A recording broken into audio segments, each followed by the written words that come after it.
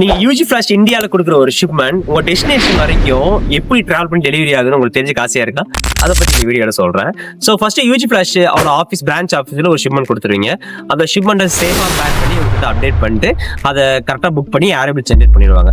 அது எங்க இருந்தாலும் நம்மளோட மெயின் ஹப்புக்கு வந்து ஃபர்ஸ்ட் டிரான்சிஸ்ட் ஆகி வந்துடும். நம்ம ஹப்புக்கு வந்தோடனே அதாவது வீக்லி சம் டேஸ் இந்த ஃபிளைட்டை வந்து ஏதாவது ஒரு ஃபிளைட்டை புக் பண்ணியிருப்போம்.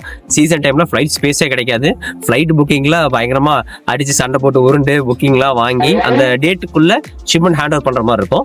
அந்த டேட்டுக்கு எல்லா ஷிப்மெண்ட்டையும் நம்ம யூஜி ஃபிளாஷ் வெஹிக்கிள்ல இங்க இருந்து ஏர்போர்ட்டுக்கு எடுத்துட்டு போயிருவோம். எல்லா ஷிப்மெண்ட்டும் ஒன்னா சேர்த்து அவங்க கஸ்டம்ஸ் கிளியரன்ஸ் பண்ணுவாங்க. அங்க கிளியரன்ஸ் ஏதாவது ப்ராப்ளம் அப்படின்னா உடனே யூஜி ஃபிளாஷ் மேல ஃபைனோ இல்ல ஷிப்மெண்ட் ரிட்டர்னோ பண்ணிடுவாங்க.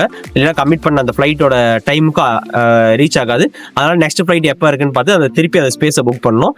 ஸோ அப்படி புக் பண்ணி தான் அந்த லோடு எல்லா லோடையும் கனெக்ட் பண்ண முடியும். ஸோ அந்த இடத்துல கஸ்டம்ஸ் கிளியரன்ஸ் வச்சுட்டு ஒன்ஸ் கிளியரன்ஸ் ஆயிடுச்சு அப்படின்னா எல்லா லோடும் சேர்த்து ஏர்லைன்ஸ் ஹேண்ட் ஓவர் பண்ணிடும். ஏர்லைன் கமிட் பண்ண டேட்ல டெஸ்டினேஷன் ஏர்போர்ட் ரீச் பண்ணிடுவாங்க. ரீச் பண்ணதுல இருந்து 24 ல இருந்து 48 ஹவர்ஸ்க்குள்ள ஷிப்மெண்ட் கிளியரன்ஸ் ஆகணும். ஏதாவது ஒரு இஷ்யூ ஏதாவது ஒரு ப்ராப்ளம் அப்படின்னா கண்டிப்பா ஷிப்மெண்ட் ஹோல்டு பண்ணி சம் டேஸ் எடுத்துக்குவாங்க. அதே போல அங்க வந்து பாத்தீங்கன்னா லோடு அரைவ் ஆனதுல இருந்து கிளியரன்ஸ் ஆகிற வரைக்கும் சம் ஹவர்ஸ் இருக்கும்ல, அந்த ஒரு ஹவரும் யூஜி ஃபிளாஷ்க்கு சம் சார்ஜஸ் போடுவாங்க. ஸோ ஒன்ஸ் அங்கே கிளியரன்ஸ் ஆன உடனே ஷிப்மெண்ட் வந்து பார்த்தீங்கன்னா நம்ம டெலிவரி கிளியரன்ஸ் ஏஜென்ட் இருந்து டெலிவரி ஏஜென்ட்டை கொடுத்துருவாங்க.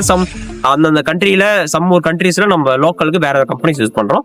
மலேசியாவோட மெயின் ஸ்ரீலங்காவோட மெயின்ல நம்ம ஓனா டெலிவரி பண்ணிட்டு இருக்கோம். ஸோ நம்ம ஓன் வெஹிக்கிள் டெலிவரி பண்ணிட்டு இருக்கோம். ஸோ நம்ம வெஹிக்கிள் நிறைய பேர் அந்த கண்ட்ரிலே பார்த்துருப்பீங்க.